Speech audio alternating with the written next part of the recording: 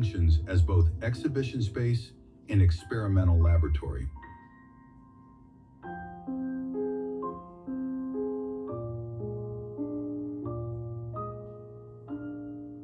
More than a building, it is a scientific narrative, using architecture itself to explore how design, technology, and human imagination may shape the centuries ahead.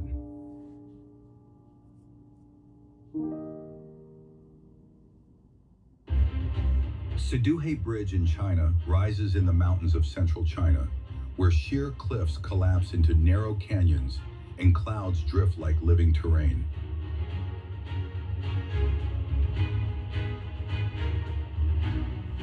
Suspended more than 1,600 feet above the valley floor, the bridge stands so high that mist can pass beneath its deck, turning gravity itself into part of the landscape.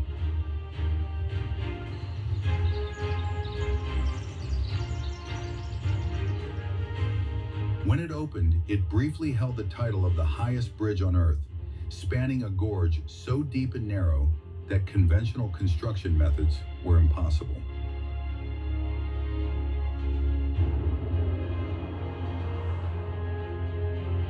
Engineers worked under relentless wind and dense fog, with visibility often vanishing for days at a time at such extreme elevation.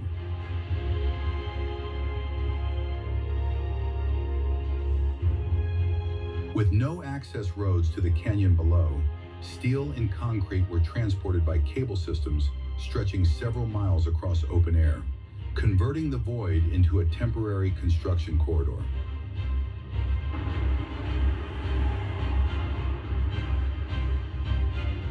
The bridge permanently reshaped regional mobility. Journeys that once required multiple hours along dangerous mountain roads were reduced to just a few minutes, reconnecting isolated communities and trade routes.